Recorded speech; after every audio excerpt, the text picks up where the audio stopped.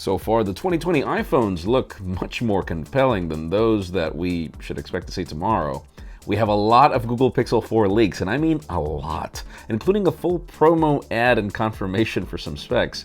And Huawei put out their own teaser of the Mate 30 Pro, and it hits the camera quality improvements. I'm Jaime Rivera. Yes, we are back from Berlin, but expect some more videos from IFA that we actually pre-recorded before travel. This is Pocket Out Daily.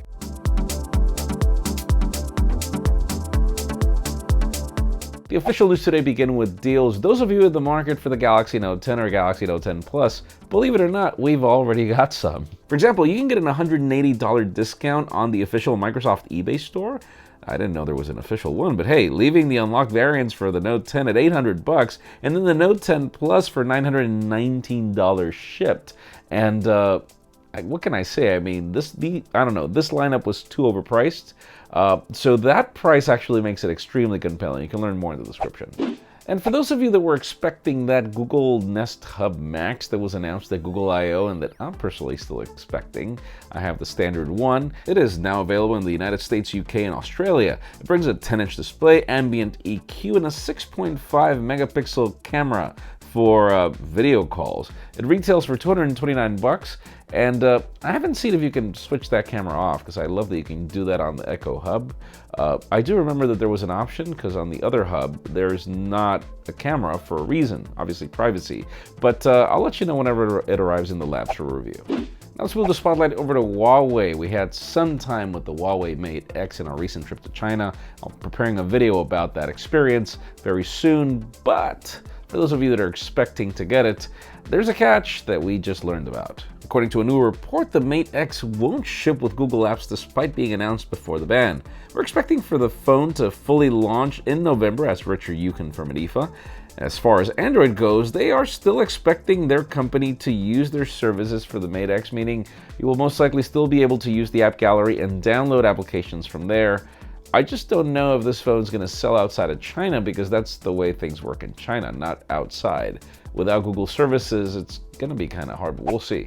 And speaking of Huawei, those of you that are expecting that Mate 30 and Mate 30 Pro, we now have a full teaser over what's coming. This is actually a 30-second video that heavily teases camera quality. It also teases the circular array with different circles throughout the video. We also see that the video reads rethink speed, rethink charging, rethink connectivity, rethink darkness. So obviously, we're not just talking about camera quality in this teaser, we're talking about charging and other things that we're expecting for this phone.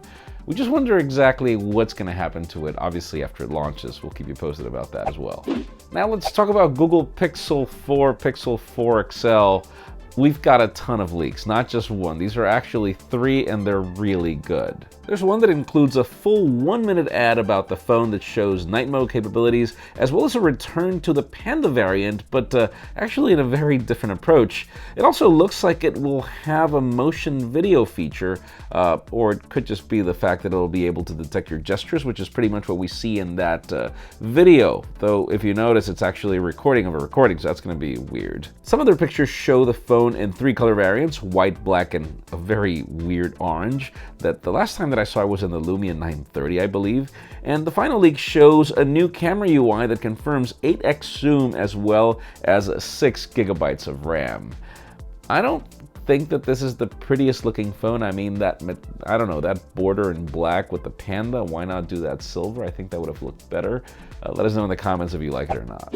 And finally, the hottest news today actually don't have to do with the iPhones that will be announced tomorrow. They have to do with the iPhones that will come later, as Ming-Chi Kuo is already chiming in over what is not coming to these iPhones and what we're actually getting until next year. For example, we hear that there will be an all-new form factor design, 5G support, and the camera function upgrades. He didn't expand on the design changes, but he stated before that he expects a smaller 5.4-inch iPhone and the larger 6.7-inch Max variant.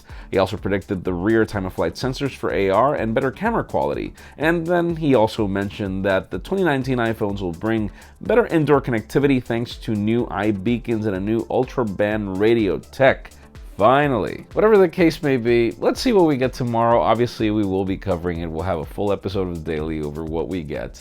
And let us know. I mean, what do you think? Is this a good thing that Apple's leaving the important stuff until next year? Particularly in certain cases, there's certain technology that's already available to them. I don't understand why they're waiting, but let us know what you think in the comments down below. As in my case, I think it's a missed opportunity with everything we've seen this year so far.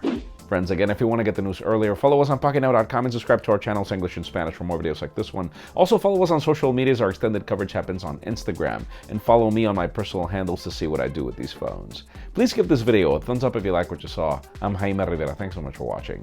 We'll see you tomorrow.